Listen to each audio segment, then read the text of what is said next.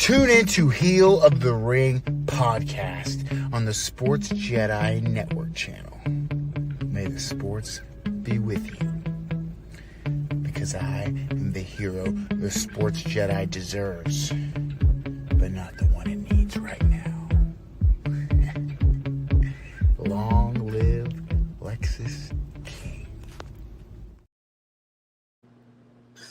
What's up, everybody? Welcome to the Heel of the Ring podcast here on a special Tuesday. We had a special guest earlier set in the day for Miss Nat Castle, but unfortunately, things changed. She could not join us. There was an issue at work or something outside of our control. We're going to reschedule it, so stay tuned. We'll give you posted when we reschedule the interview with Miss Nat Castle. So we're going to go and schedule it as we promised. We're going to have the Brooklyn Outlaw Donovan later on this evening. But right now, something that's getting the world reactionary all over social media was last night's episode of the NXT Tuesday night. There's so many things. We have new world champions, not one, but two different men and women. And we also seen Born Nasty from the Bronx making his big splash and NXT. But first and foremost, let me say what's going on to my partner in crime. What's going on, PJ Chris? What is up, brother? Yep. You know, some things changed. You know, we're still here as promised. Yeah, NXT last night really shocked a lot of people. Shocked me, including too. Don't know what was accidental. Don't know what was planned. So we're gonna get into a little bit of that stuff because it was definitely an interesting Tuesday night after a crazy weekend we had of wrestling for Memorial Day. So let's talk about it.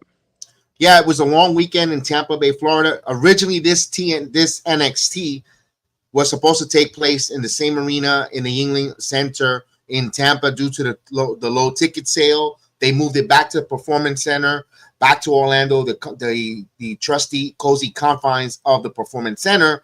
And the first match right away was Ricky Saints and Ethan Page for that North American title. Now, before the bell even rang, Ethan just jumps Ricky Saints, turning the match into an all-out fight, all-out brawl. Saints fires back with high intensity, unleashing some side headlocks, takeovers, some flying clotheslines off the steps. But then Ava had to come off, wave off all the rules, allow all the chaos to unfold with no restrictions after the brawl spilled into the crowd a little bit across the announce tables, all over the place, or brouhaha security team. Saints looked to have it sealed with a reverse DDT, the spinning DDT, but Page powered through, delivered a twisted faith on a steel chair. Looked at menacing as hell. You even saw the foam out of Ricky Saints' mouth. Ricky Saints kicked Ego's edge once, but the second twisted ended the war. And ladies and gentlemen, just like that, and we think, just to start the card, we have a new North American champion in All Ego Ethan Page. Now I was like, holy snap! I was shocked to seeing that, Chris. I'm shocked to seeing that. We don't see Ricky Saints, whatever. We don't see him as that much since Stand and Delivered, and he loses his title. You make this guy do a promo segment. You make him doesn't have a match. You make him come out during Stand and Delivered and build up the match for him to lose already. You're not doing WrestleMania in New Orleans. That's where he's from. There's no freaking need to say, oh, he's going up to the main roster. All right. I don't understand why. Look, I mean, you could be 100% right, and I'm not here to say you're wrong because ultimately you wouldn't be wrong. I mean, that's a possibility. I'm just saying why? Because in my opinion, the NXT men's division is not as great as as people think. In my opinion, you have Trick Williams, who is your star, and I love him to death, front of the program. And this is nothing to do with Trick Williams. What else does he need to do, or can he do in NXT for him to be interesting? Or my problem is, I had a good conversation with my friend earlier today from the UK. We talk pretty frequently just about wrestling off personal. He's a really good friend of mine, and we had this conversation today. And I said this to him: it feels like Trick Williams is too big for NXT. But I feel like he would get lost in the main roster, and that's a little bit of a problem. Now he's doing TNA. He's going to have a good – that's probably why, Kev, he's going to have a long run in TNA. Now, I know we talked a little bit about that off air. Is Trick going to have a long run? Probably. because what else is this for this guy to do in NXT, and what is there for him to do in the main roster? Nothing. So and I'm saying all that, and we'll get into that really soon, because I'm not going to say anything more because we still have the segment for that. But I'm saying all that to say for the men's division, why are you want to move everybody up? We'll talk more about people in this card possibly moving up, or what the rumors or what idiot reports. But I mean, I don't understand. NXT is hot. They're doing really good shows. You need you need talent, especially on the men's side, and the women's no question. You know you're going to get a good stuff from the women on NXT, but it just felt like you're running Ethan Page and Ricky Starks back, which was whatever. But again, who's going to beat Oba? Nobody on that roster is beating Oba Femi. Nobody. Nobody. And now they're setting up for AAA, which is fine. Javon Evans is in a match with some luchador. Cool. But if this is a move to put Ricky Starks up to the main roster soon, they must have, like an Ace Austin come in or something, because the NXT, in my sole opinion, the men's division needs a little bit of help. And for me, when people want to watch NXT, they want to watch it for the women. And not just because they're hot. They're actually doing really good matches. And they have a fuck ton, excuse my language, but they have a lot of women on that roster that need to be showcased. And so it's starting to see the effect of the men's side, in my opinion, from what I'm watching, especially from what took place last night. Look, when you see the men's division of NXT, they can always get a boost. And I'm glad you mentioned Ace Austin, who's a free agent. We found out over the weekend, over last Thursday was his last TNA obligation or television appearance, wasn't part of the pay-per-view over the weekend for Hard to Kill, Under Siege, one of those Steven Seagal's pay-per-view names. And he's mentioned he's a free agent. So it could be a possibility of bringing an Ace Austin to NXT, but doesn't take away, especially where Ricky Saints just got it off of Shawn Spears, which Shawn Spears is just getting elevated with the culling, and he just took it from Tony D'Angelo, who, by the way, beat Oba Femi, who's unstoppable. So you're kind of hot potatoing the North American title right now, where, okay, I know this is supposedly, it's a developmental or a turnstile type of,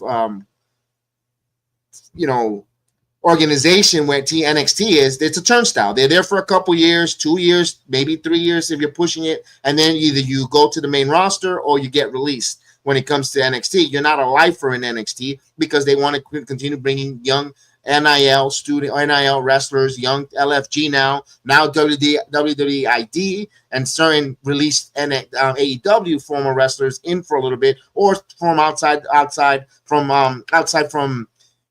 across international stars to get them to learn the WWE way or the TV programming of WWE style. I get it. For Ricky Saints, the hot potato, all right, now you have Ethan Page. Look, Ethan Page is one of the best heels right now in all of professional wrestling. I don't care if you like him or not. That man will get you so upset, so pissed off, and wrestle well and speak well on the microphone, conduct themselves. Plus, he's marketable. You see the way the man, and no, I'm comfortable to say it. The man dresses very handsome. The man dresses elegant. He's an elegant, well-dressed man. And he's a total heel. Yeah. He's a mature. He's a grown ass man. He's a family man. He has a wife and kid. Of course, he knows how to present himself. Present himself exactly what just what a person you want to market across. Him holding a title, and I'm not saying again, it's not a knock on Ricky Saints. We're not saying Ricky Saints ain't that marketable, because Ricky Saints, in his own has style, the way he conducts himself. Maybe this is something for Ricky Saints. Either two things could happen. He's going to go now, an opportunity to challenge and take on Oba Femi, to take him in another level where, because you don't want a copycat where you had Stephanie Vicaire and Julia, where two champions. Again, to me, it becomes like lazy booking. You see it on the other company. We saw it first from the WWE with Keith Lee with the double titles. They've done it before. And it's like, oh, you're using that as a crutch. Champion versus champion. You saw Femi want to take on Trick, all that stuff. You're just seeing it right now in All Elite Wrestling with the women, with the TBS title, and you want to be something different. Him losing You create a shock and all value. Maybe, Ricky Saints starts getting hot where he challenged Obafemi. You never, and also that's a good pro for an Obafemi to get into the ring with, with a Ricky Saints. But also, Obafemi's been acting a little heelish when coming, with that Miles Bourne interaction, and we'll get about it a little bit later with Obafemi. We do see him in the card. Before we move on, or Ricky Saints is going to get called up to help Cody Rhodes, as an ally, because they are good friends. They could tap into it where John Cena is using Logan Paul as an ally. Remember, Jey Uso is not part of SmackDown. Jey Uso is Monday Night Raw.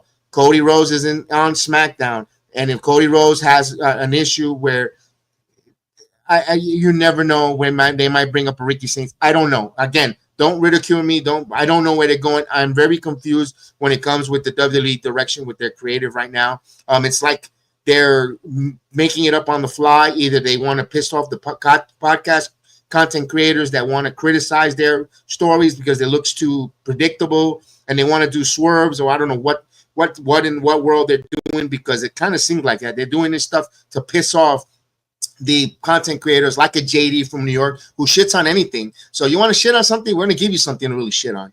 So, even if they do things right, they still find a negative to talk about the WWE or all elite wrestling. Any wrestling content, even if they try to do it correctly, that guy goes out there to talk negative shit all the time. Negative, no matter what. No, I don't care. Just because you didn't like it, you didn't care. There's billions of people in this planet that might have cared. So that's just my opinion. It caught me by surprise for that title change from the North American champion. We'll find out. We get a backstage pro, JC Jane. She always knew that she gets her title match. She claimed slapping Stephanie McCord made it happen. Fallon interrupt, arguing that she deserves the shot over JC Jane's previous loss. JC James fires back and point back that Henley lost her title shot to Vicure while she's about to get one. So we see a little dissension with Fatal Influence. They've been teasing it for weeks now. We saw that they're not getting along. They're not seeing eye to eye. They're planting a seed where we don't know. We know that Vicure is going to take on JC Jane. JC Jane later on to evening. We all know what's going to happen. The shock of the world. But I'm trying to go with synchronized order, because we get this. This is what we're here now. I want to talk about this. The match of the night. Match number 2. You got Travion Heights taking on Mike Santana, making his appearance 16 years in making for the man from the Bronx. Yes, our champion, our guy, Mike Santana, born nasty, makes his way into the Performance Center. I got goosebumps. I was so mad because I actually registered, got the confirmation. If I wanted to go show up, I was supposed to be at that NXT, but the New York Knicks played last night, and I covered the New York Knicks on our channel, and we are in the Eastern Conference Finals, and I have to call those games on a watch along. So I did not go to NXT. Mike Santana was there, and the things that makes it more worse, my damn Knicks lost. That makes it worse. But what was the cherry on top? See Mike Santana come through the crowd. He came through the seats that I normally sit when I usually sit, right there where Katie Katana used to come down through the round. I would have got a high five. I would have saw him, would have had a flag, all that good stuff. It wasn't meant to be. To meet Mike Santana. So I leave it like that. But at the end of the day, a hell of a technical battle between him and Travion Heights. Travion Heights, very underrated wrestler. I told that to Chef. Chef didn't like him in the beginning because he used to do this bow. It was kind of goofy. I understand. I get it. But ever since he went to New Japan Pro Wrestling, or Noah, and started working in Noah and started working in Japan, Travion Heights, they unlocked something with him. Hell of a match, back and forth. Santana shows you why he is one of the best wrestlers who could wrestle all styles in the ring, and also cut a hell of a promo. But he picks up the win. I love the post matchup where Santana hugs Travion Heights, not just handshake. That was a show of respect. Chris, your thoughts of seeing our guy on a WWE TV NXT? It was fucking awesome. Again, my reaction says it all. When I watched Battleground, we've all waited a long time to see Mike Santana in WWE, not just NXT, but a WWE platform. So really good for him. Super happy. This is only the beginning. But the match itself was great. Tavion Heights is super freaking underrated. I know him and Miles Bourne work really well together, and they're both individually. Now we see it with, I think a lot of people, and I'm guilty of this. I'll be 100% honest. I'm guilty of this, so I'll speak for myself, right? Where I like Tavion Heights, I like Miles Bourne, but I like them better together. But these two had great individual showings in the last couple of days. Yes. Miles Bourne's looked the best he's looked against Oba, and Tavion Heights looked the best he's looked against Santana. And those two can work together great tag team matches because they had a great showing with the Hardys. So there's a great future for, Tavion Heights.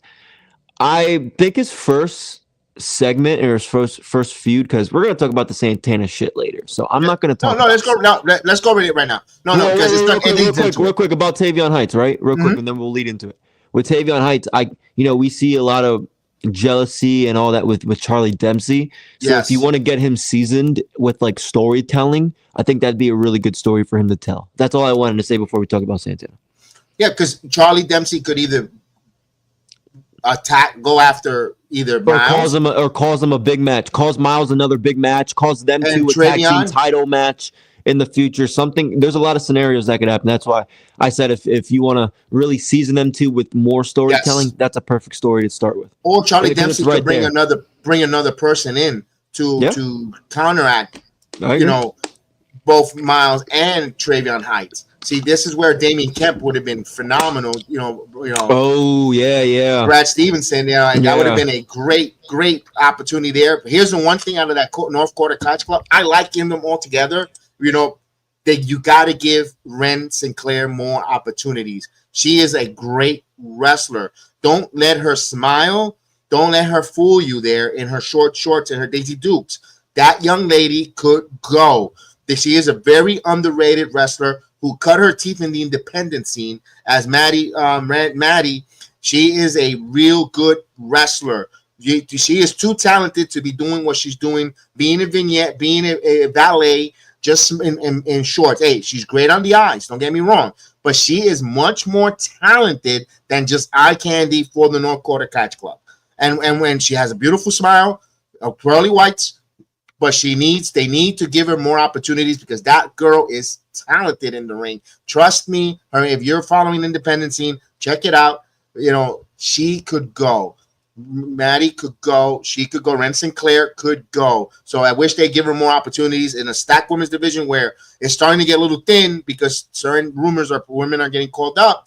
We'll find out where that goes. Speaking of that, Mike Santana gets interrupted by Trick Williams. Trick Williams calling himself bigger than NXT and TNA combined. He renames it TNA as Trick NA. So Trick NA. So Trick trying to become bigger than life, saying, remember how he said he's Hollywood Trick NA? Santana interrupts him and blasts his Trick from disrespecting the TNA name and said he was a pretend champion in tight pants, which the crowd, remember, that's a pro Trick Williams crowd because Trick Williams has friends in that crowd. They cheer for him because they kind of meet outside of the wrestling business and they have cheer. That's why it was good to hear Trick Williams to get a reaction outside of the Performance Center because that Performance Center is a lot of friends and familiars that's going to cheer for Trick Williams. He's not going to get booed. He's supposed to be a heel, but, even though my Santana was winning a little more of the crowd, I don't know if it was the sugar high that's Santana's first debut at the Performance Center, and they're excited to see a new face in the Performance Center, or they going along with the storyline. Trick is supposed to get booed heel because sometimes they don't play according to what the WWE creative or the story dictates who should be the heel, who should be the babyface. That's a little bit of worrisome. I think that's why they were trying to get the Santana debut in Tampa.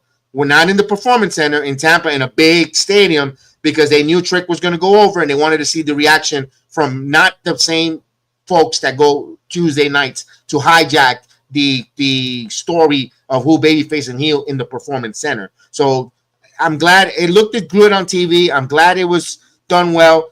Trick tries to sneak cheap shot, but Santana clears the ring. Santino Marrero appears, announced that Trick would defend his TNA title next week against Santana. Ava told, so Ava agreed. They agreed to it. I didn't like this. I hated it, and I'll tell you why. July 21st or 20th, UBS Arena. That is in New York City. That is in Elmhurst, Queens, Nassau Coliseum. You have people that are upset that Trick Williams won the TNA World title. Mike Santana is the hottest thing in professional wrestling all across. Everyone, he's the people's champion, the new people's champion. And I get, and maybe we might be a little biased because we're Puerto Ricans. I'm from the Bronx, and the guy comes from my back neighborhood, and he represents me. And maybe I'm a little biased. I'm gonna be honest with you. Maybe I'm Mark for Mike Santana. I don't give a crap. He's got me. I got him. I got his back 1,000%.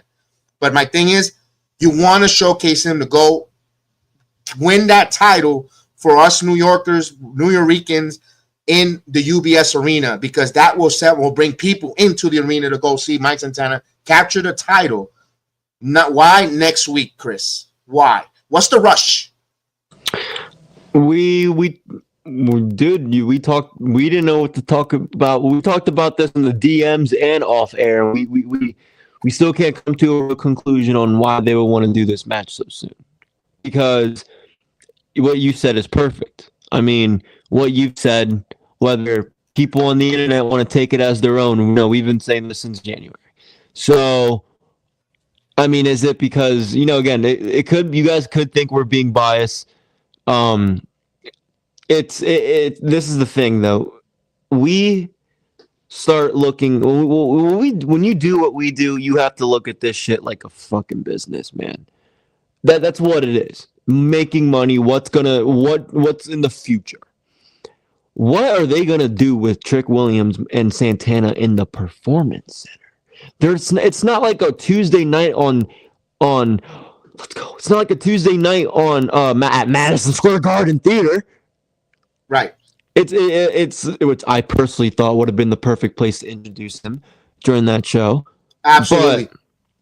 Or you know what I'm saying? Like, what are you gonna do? What's the And again, this comes alluded to the Performance Center, what we were talking about, because where the Performance Center, look, they're having fun. They know these guys personally. We understand that, but they might not realize it. And when somebody's watching an NXT broadcast and they're trying to figure out who they like, who they don't like, who they should boo, who they boo, when you just confuse them. You confuse the people watching at home. Am I supposed to cheer this guy? Am I supposed to boo this guy? Everybody in the arena likes him. But it doesn't and they're gonna do the same thing with Santana and Trick. They're gonna do the same thing with Santana and Trick next week. It's too soon. Why would you want to rush this match? Why don't you want to have Trick Williams go on TNA, have him actually have matches with the TNA talent, to build Mike Santana and be like, yo, I see what you're doing. You're running around TNA beating everybody. I'm coming. Whatever.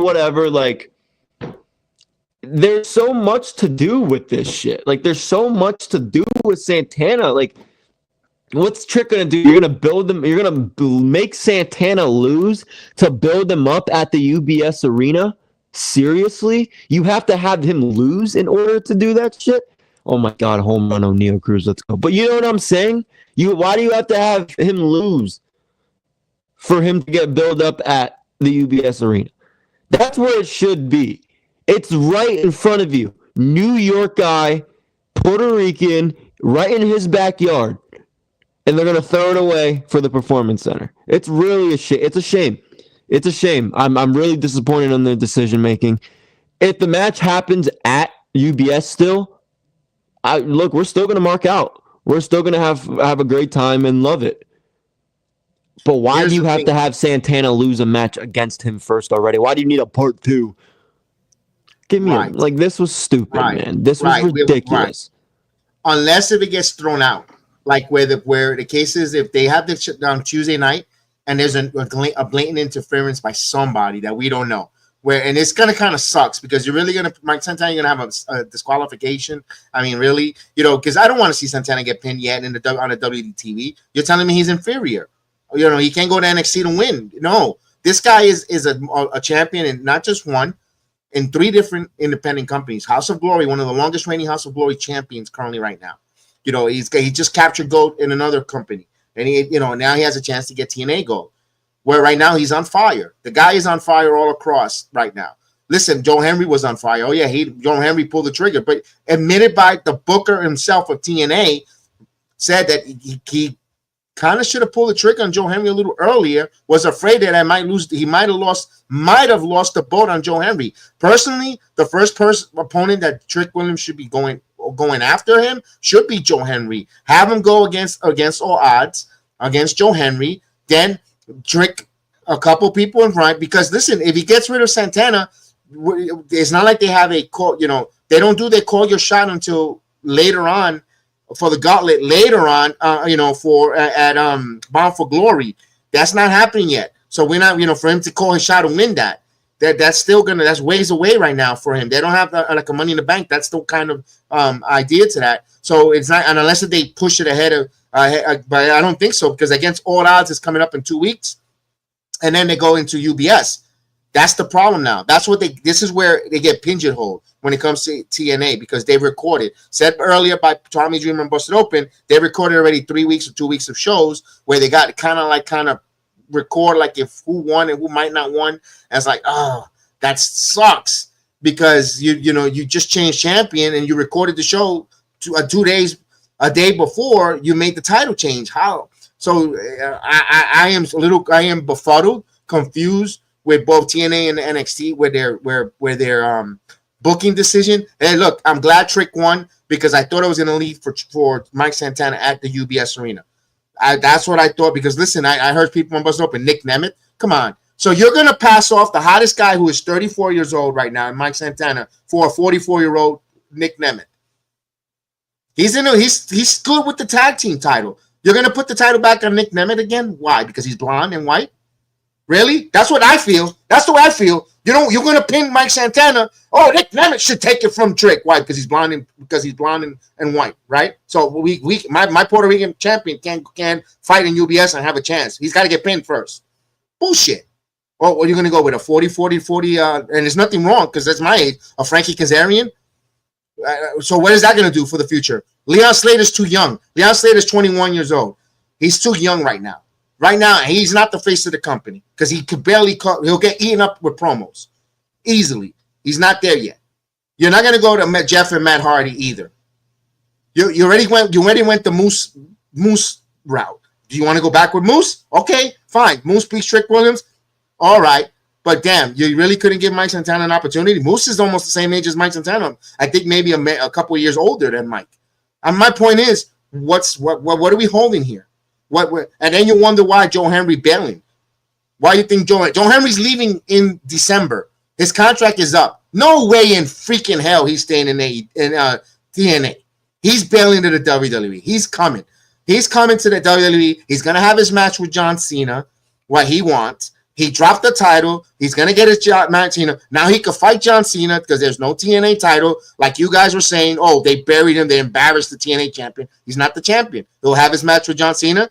A nostalgic. He loses to John Cena. Nothing wrong. He comes into the WWE. He gets excited when he says say his name. Chris, I don't get what's why? What's the rush? First off, whoever said Nick Nemeth is a fucking idiot. Tell your boy LaGreca. You're that self-explanatory then. Look, they're really fumbling the ball here. And you brought up a really good point where their shows being taped does not help this at all. Doesn't help. What do you think the people in the fucking arena are thinking? Like, you have to wait all this week. You have to wait weeks and weeks and weeks for sort of to figure out what did I just watch? I mean, they got to fix that, man. Like, if they're going to do business with the WWE, I'm going to have to say this, because as much as I love TNA, you're going to have to get a fucking deal where you can go live. And not Zonify. That shit sucked. Oh. You have to get a real place, a platform where you can go live every single Thursday night, because now, like Kev said, you're confusing the shit out of us. You had everything in front of you. Before Battleground, Kev, everything was in front of you. Battleground was the beginning to the UBS. And Tuesday night, they just said, fuck all that. We're going to do something completely different. That's what it is. That's what it is. Because there's no reason TNA, the people booking it, Tommy, whoever, Carlos Silva, there's no reason these people, I refuse to believe that these people are that fucking clueless. They're not that clueless that they won't have Santana win the title in his backyard. It's stupid. There's nobody in that company, like you said. You named everybody. I don't got to give any more examples on why they should not be TNA champion. Who the fuck is there else to have carry your company? Not Joe Hendry right now. It's Mike Santana. Steve Macklin is your international champion. I'm going to give you a name. Steve Macklin is your international champion. He's doing great work. I have no problem with Steve Macklin. Great guy. Love his work. But every company needs that solid, quote unquote, mid-carder. I don't like using the word, but that's what you guys are going to know it. That's the best way to describe it. The workhorse. They need that. And he's perfect. Same thing with Moose is the X Division champion. It's different having a non-traditional X Division guy in those matches because it makes sense for Leon Slater to do, even though I love the gymnastics, Osprey, Ricochet style matches, you're not going to get all that in the X division because Moose isn't doing all that shit. So they have everything good going on, even with their knockouts. They don't have many for the tag team and the singles. They don't have many, but they do a decent job of what they got right now going on.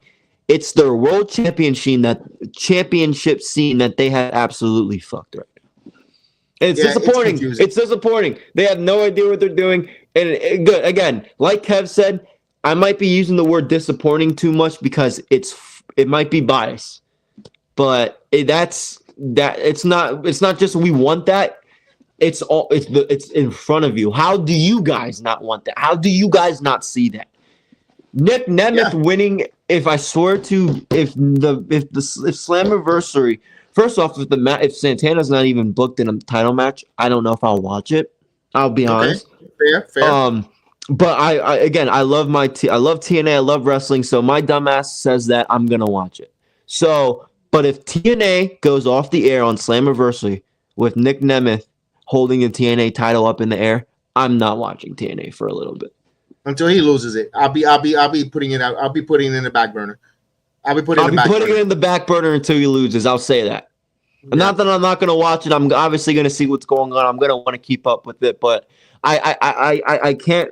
I don't know how I'm going to feel watching TNA every week, knowing that.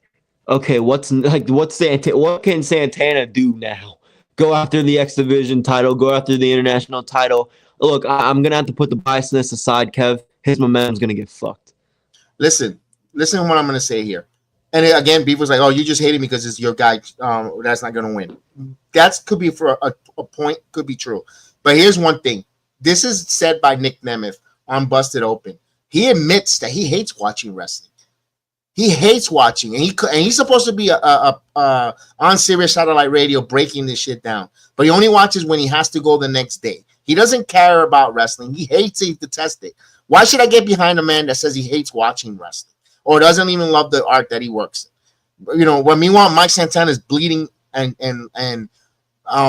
bleeding, eating, and shitting wrestling 24/7, representing, you know, not just the Bronx but everyone. He goes out there and fights for his daughter. He fights for every, what he wants to make a better life. He loves this freaking sport. He lives for this.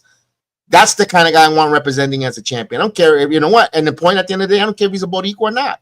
I want someone who wants to eat and sleep and die while wrestling. And that's Mike Santana right now. Also, a guy like Leon Slater, like Steve Macklin. Those are the type. But Nemeth, he don't care about it, man.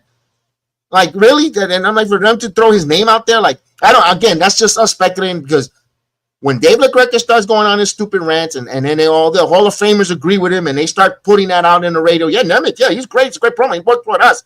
It's because they have an agenda, because they want people like sheeps to start saying Nemeth, because and of course, no. It should be, we have voices too. We want to see something different. We want to see something different in TNA. It's time. Let TNA, let Santana have the shot at the title. Look, They should have went with Joe Henry with his rematch. That should have been this Tuesday in the Performance Center. Things can happen, whatever the case is. I just don't want Mike to get interrupted by Mustafa Ali, and then we have to wait where Mustafa Ali cost another match because Mustafa Ali is unhinged. They finished that feud already. That's done. And then what are they gonna have 3 weeks? Because there's 2 more weeks of TNA. This Thursday and the following are taped before they finally get to their pay-per-view at Against All Odds in Arizona. That's 2 weeks from now. Can we really wait that long? And by the way, I don't even think Santana's going to be. You know what? I'm a little worried because that's Friday. I believe that Saturday is the Puerto Rican day. No. I take that back. Check. No, you know what? Let's check the date on Against All Odds, please. Let's check the date. Let's check the date before we talk with some facts. Because how the hell is it going to get from Phoenix to New York to do the Mike Santana Puerto Rican Day card against Tamaichi? That's worrisome. That bothers me. That worries me right now. What you gonna do? An injury angle that someone took out Mike Santana in the NXT parking lot and then he's hurt? That's the only thing I could think of, Chris. To save face, Mike Santana gets hurt. What day is Puerto Rican Day? 7th? The 7th. Yep. Against All Odds is the 6th. The 6th? Yep. He's not gonna. He's in pop. Damn. Coño, el tipo that he loves wrestling, but I don't think he's gonna wrestle against and then fly and make it in time to the Puerto Rican Day parade, the Puerto Rican Day festivities for the House of Glory in Queens. He'll be Against All Odds, Arizona, the 5th or the 6th, right before Puerto Rican weekend. The 6th. I'm sorry, ladies and gentlemen. I do not think. So that tells me Santana's not going to beat Trick Williams because if he, so what they're going to do? Cancel the Puerto Rican Day festivity because he wins the title? First off, I'm not being selfish. Let me be selfish for 2 seconds before I be unselfish. We spent fucking months promoting that shit. Okay, that better not get canceled. But no, on a serious note, look at all these guys in the indie scene. This is we talked to Matt Awesome. We talked to Jared, 2 guys who benefited so much from the Mike Santana House of Glory show. There's Amazing Red, who him and Santana had a banger at last year's Puerto Rico. Did you see Amazing Red versus Santana at last year's Puerto Rico? Yes. That was amazing. That was Chris, awesome. And he's an Amazing Red to be again there next year. But the point is that fucks up. Again, it could be biased, but that fucks up a lot of people's Puerto Rican parade weekend. The whole wrestling. Isn't the parade the day before, the 6th? It's on a Saturday. The same day as it's the same day as the House of Glory. Okay. No, Sunday. Excuse me. The following day. And I'm sorry. Okay, so we'll say the point is Santana's not going to be all the way in Arizona to get to New York. But damn, that's hard. That's a tough one. What are you gonna? That's a tough one. What times All Odds? You have to different time zones. You know how late All Odds is gonna end for us in America? No. That's gonna end at midnight. Because maybe I don't know what the fuck's going on. I'm not clicking. That's your iPhone. That's your iPhone. If you're on your phone, whenever you do a gesture, it does these things. Yeah. Okay. Well, anyway. I'm on my phone's right here, but anyway, no, I don't understand. Damn, that firework kind of put me in a weird. I have my phone in my hand. I don't know what the hell that was, but no, it's you can't do that. He's not going to be able to. That I get what you're saying too, because how am I going to watch this match Tuesday now, knowing what I know? Exactly. He's not going to give up Puerto Rican weekend, Kev. He's not giving up Puerto Rican weekend. And, it sucks because negative and positive. Negative, positive, if he wins the TNA title Tuesday, he's the champion. He's a champion going in, representing House of Glory in Puerto Rican weekend. Cool. Then if he's TNA's champion, that's still though, I understand, he has a great probably has that great relationship to the point where he can still do his House of Glory, his Battle Club pros, his Bronx, New York independent scenes.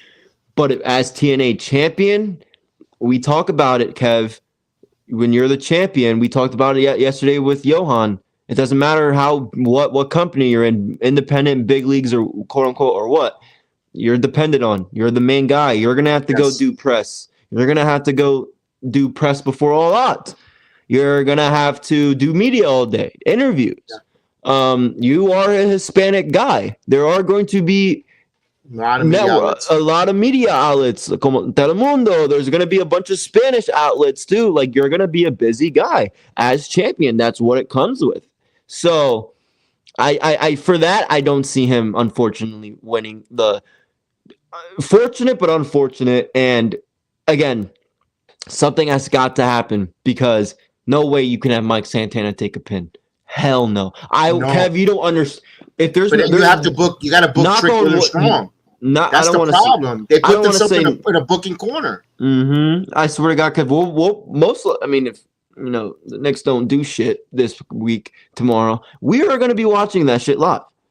And I swear to God, Kev, if NXT goes off the air with Santana taking the pin, I'm going to be so upset. I might be in the building. I already registered. Oh, I'm waiting shit, for my that's confirmation. Right. I might be in the building to boo the shit out of this. That's right. I registered. I'm waiting for my confirmation. I haven't gone to the Performance Center in a year. I'll go back. That's right. If it's that, just to see this stupidity, because listen, I think he's going to get beat up in the parking lot with an injury, and he's going to be sidelined for a couple of weeks. That's just me. Oh, I think someone's going to beat him. That would work better. To me, I wouldn't be surprised if it's a Joe Henry. It's going to get revealed later on.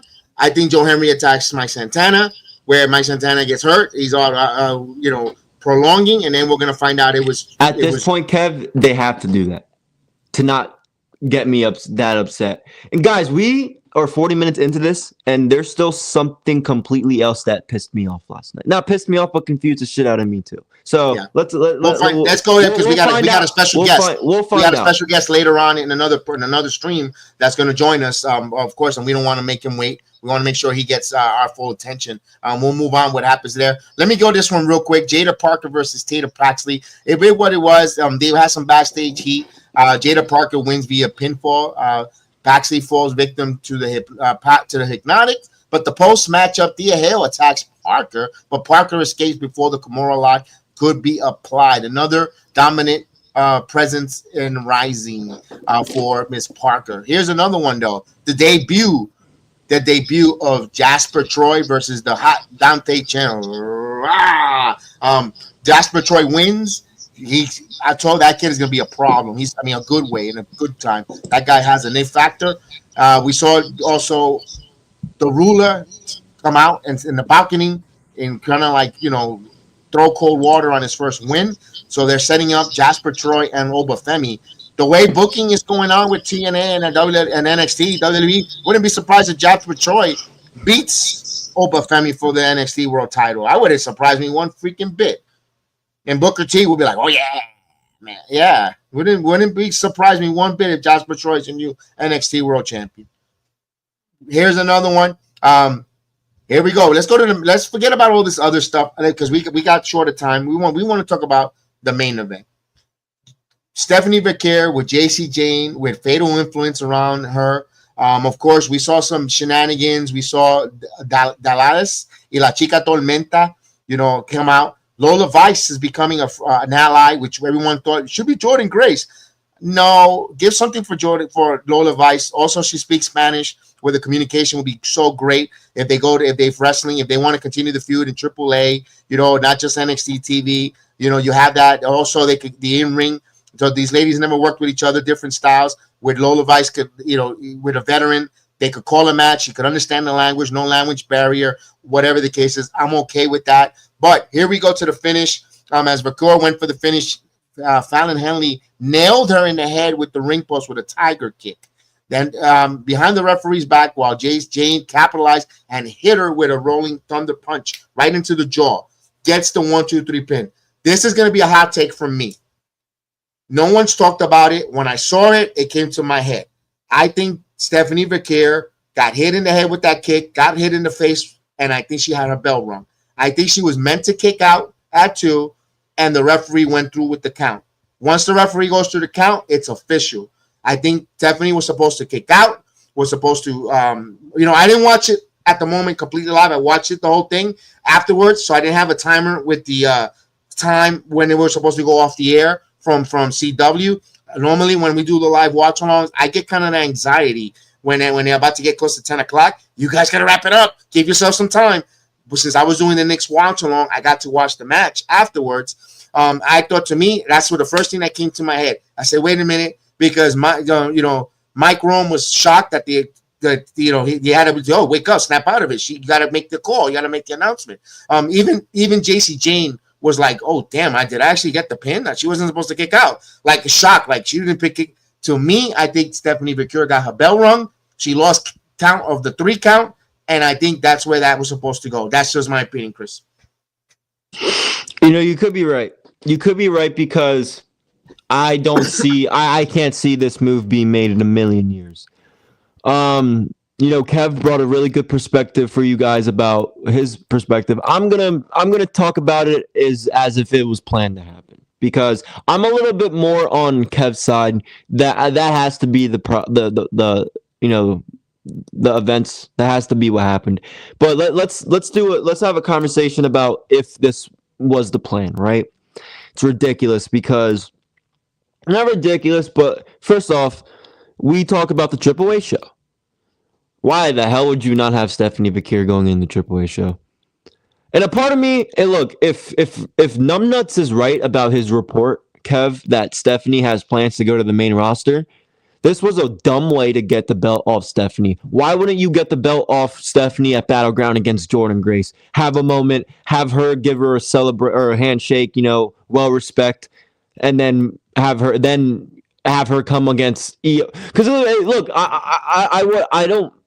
I'm talking to you guys as if this was the plan, because I'm not saying this could have well been the plan. Because when you look at like Io Sky, who the hell does she really have to defend that title against? I mean, people are furious about Rhea Ripley always being in that spot. Right. Bianca's gonna have her shit with Jade, and then Liv is doing Dominic Mysterio Judgment Day stuff, Money in the Bank stuff. So before all that, I wouldn't be surprised. She said she wants to run Julia and Stephanie back like they did that the Raw after WrestleMania. I believe that's when they did it. When Stephanie came, we're like, whoa, like Io versus Stephanie. They could do that again. I don't know. I mean, but again, if you're gonna give the title off Stephanie, I mean, no disrespect to JC Jane. I think she's good. But first off, you teased breaking up your faction just a couple weeks ago. Even during the match, Chris. Even during the match, and now with JC Jane as champion, I mean, this could. I mean, you saw they were with her. I mean, is this going to give them a more power factor to where like she's our champ? Like, is that whole shit you were setting up for weeks just going to throw out the window? Like kind of how like Charlotte and Alexa on the main roster did. Or are they going to get because let's be honest, no one wants it doesn't work. It does not work for me. You should have dropped it to Jordan Grace at Battleground if this was the problem. If this was the plan. This was the plan. You blew it. You blew having a match at AAA with Stephanie and those girls. What about still having it? It's a tag team. It's a tag. But you wanted Stephanie Victoria to come in that entrance with that NXT Women's title on that. That's exactly what I want. Yes, exactly what I'm trying to say. And Evolution, like I said, talked about Evolution 1. What was in my opinion, the best match on the card was Kairi Sane versus Shayna, and that was the NXT match. There's no different. You could have had. I mean.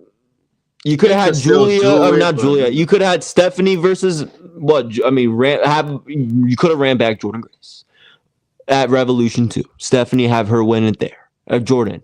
You could build up Jada Parker. I mean, there's so many other people that you could have done this with. JC Jane I don't know, man. Listen, me watching JC Jane in her height with Toxic Attraction. I remember telling my wife when I first started seeing JC, she has great mannerisms of a heel. Whenever she goes to the main roster, she works great as a heel. One thing about JC Jane that she's really excellent work as a women's tag team She's her individual run with, again, I don't know if it was the lack of chemistry with Gigi Dolan. I thought, her and Gigi, that split did not hit. That was very underwhelming. The same way Cora Jade and Roxanne Perez as a singles versus each other stunk. And so did Gigi Dolan and JC Jane. That feud stunk. That was not good. That was not really good. Let's call it spade a spade. JC James was floundering as a singles, not until she got with Fallon Henley, and then they brought Jasmine Nix into the mold, kind of rebranding, retooling a Toxic Attraction. Is there a way of re-bringing Toxic back here in a different form with JC now at the top of the helm? Okay, I'm open-minded. I'm not gonna poo-poo it or shit on it like they say. I'm open-minded to see JC Jane as your NXT Women's Champion. But I'll tell you this, and I'll leave this. If JC Jane has to go up against other brands, because there's a lot of collaboration, if she's your representative for NXT's Women's Champion, she's gonna get eaten by other women. Her and Marsha. Do you really think Marsha should lose to JC Jane just because she's an NXT? She's an NXT talent. Now, if you have a Vaquer or Jordan Grace versus Marsha and Jordan Grace have 1-1-1. They have a series of wins and losses versus each other. Stephanie Vaquer, Julia. By the way, I think Julia is on SmackDown. If there are rumors to her to go up, we'll be going to Monday Night Raw. So you're going to keep those two ladies separate for now because you don't want to oversaturate that match again on the main roster so soon. You want to also build anticipation with it. I think Julia's going to take that United States title from Selena. Her days are going to be numbered. They might be at that Evolution card. I could see Julia taking that United States title because remember, in that qualifying match, Julia pinned Selena Vega. Just keep that caveat note there. Just remember that in the back of your head when that time comes. But we're talking NXT right now. And right now, I said I'm open-minded. I want to give JC Jane the benefit of the doubt. I want to see her as champion. I think they could. She doesn't have to be Mandy Rose. She doesn't have to be completely Mandy Rose. And and this is a hot take between them in that I think JC's a better wrestler than Mandy. Mandy, I hated the way Mandy threw her punches when she was a champion. She was a great wrestler. She was a great eye candy, especially with the 2.0, the talent that was around her. But I think JC Jane does better, is a more physical wrestler than Mandy Rose, and I think she's a much more, and I think this will work more. I think this that's why I said I'm open-minded, because I see an improvement, an upgrade from a Mandy Rose in the JC Jane. She'll learn the best good things out of Mandy, how to run that fashion group, and so forth. I'm okay with it. Again, I'm open-minded because now if they do go up, which rumors, Jordan Grace. Listen, Jordan Grace doesn't want to be in the Performance Center. When she was on Busted Open After Dark, she says she doesn't like to see the same crowd over and over all the time. That's one thing that she's not used to TNA. She likes the traveling. She likes seeing the different faces. She wants to hear she could get over it with many different faces, different people she hasn't meeting, to see their excitement to when she comes out. Not that they don't get excited for her or anyone comes out in the Performance Center, but they're just okay. They already know that they already expect it.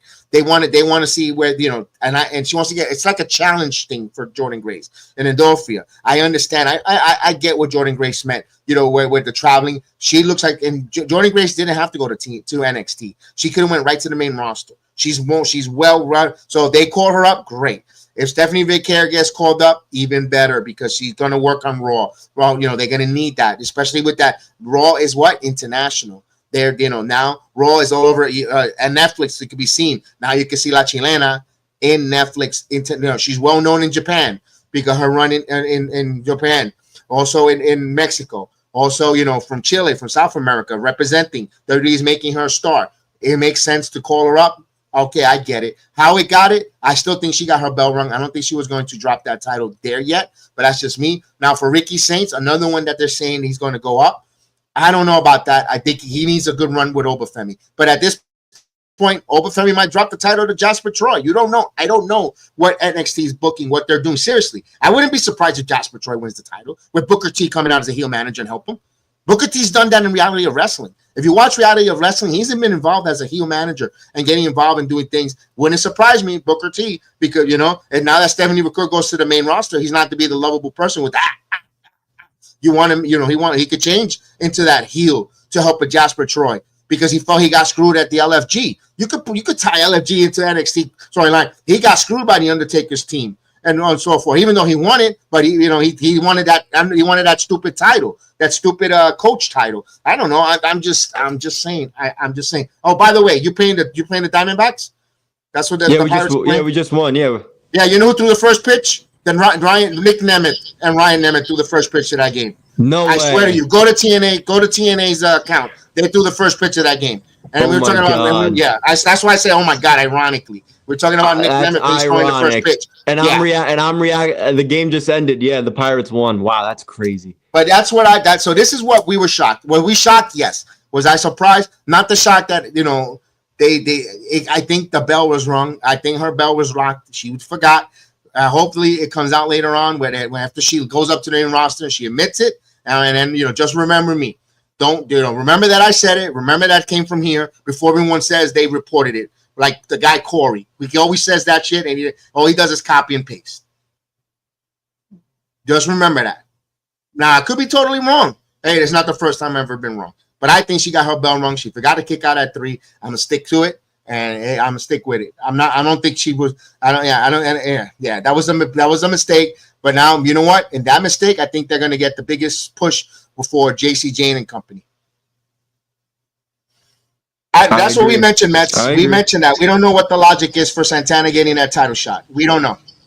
You got to hit the video a little earlier because we're going to say goodbye here because we got an interview at 7 up on the top of the hour again with the Brooklyn Outlaw Donovan, independent wrestler from Brooklyn. He's going to come on and he's going to give us an interview, and we have to do another stream. We have it set up already. So we had Nat Castle on for us, but Nat Castle had an issue, had a personal issue for her, couldn't join us. But I'm still going to push her. I'm still going to put her over because she said yes, she was going to come on with us. Hey, things happen in life. Things happen. It's not no one's fault. I wanted to give you a little bit of her. She had a good match over the weekend. She beat JC Storm. And she had a great match at one half of the Major League Blondes. We know her, of course, our partner, Nahir Robles, who joined us on the program. She had a match there. We got something coming up, of course. She's got something coming up on Saturday, the 31st, the Chosen One. So she's going to be in a fatal 4-way for that title. You got Nat Castle, Paris Van Dyke, Bianca, and Rebecca Scott. And that card is going to be stacked because they don't. Here's the people that's going to be on there. The Chosen One, hosted by Maven. You have a Slapnuts making his way to Melville over there. Look at that. Jeff Jarrett. You got the System, Alicia and Eddie Edwards, and Brian Myers is going to be there. So that's a stacked card. If you're in Long Island, the Melville area, tickets are still for sale. The bell rings at 7 o'clock. The doors open at 6:30. 7 o'clock. This is for Creative Pro Wrestling? Pro Wrestling. Yeah, same school that produced MJF and Chris Statlander. Yep. Absolutely. So that's where Nat Castle's from. And Max Caster. Please, you're going to have Rich Swann on that card, too. Rich Swann. So you got the who's who. You got a couple of WWE ID wrestlers. You also got Mark Sterling, the famous lawyer that writes the contracts there for the Hurt Business and MJF. So you got Bear Brunson as well. So there's got a lot of names there. Heath Slater, he's got kids, and Maven, yes, the 1, 2, 3 Maven is going to be there. So that's a good card for our girl. Check it out. Of course, she's been having a busy week, so I'm still going to put her over, even because it's not her fault. She has there's a promotion where she's going to be. She's going to be extremely busy, the Latin Spice. So we're going to have her on once her situation occurs and she has the time. We're gonna make a reschedule. But I wanted to put her over. She has her own baseball card. I want to see how that at-home Topps card. I can't wait to see how she got that one, how that came upon, how she feels. So again, I wanted to put Nat over regardless. If you say yeah and you can't come on, we're not gonna bury you. Come on, that's being childish, immature. We want people to join us. We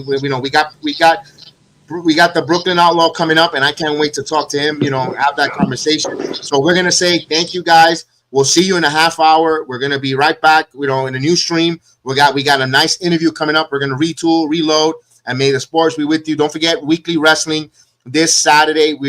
Check the local time, if you hit the subscribe button, the notification. So when we do it, you get the notification and we're ready, locked and loaded. Look, we had to react with a little bit of NXT because it was just a lot. We couldn't wait until freaking Saturday to give our opinion. So thank you guys again. We'll see you in about a couple 45 to half hour.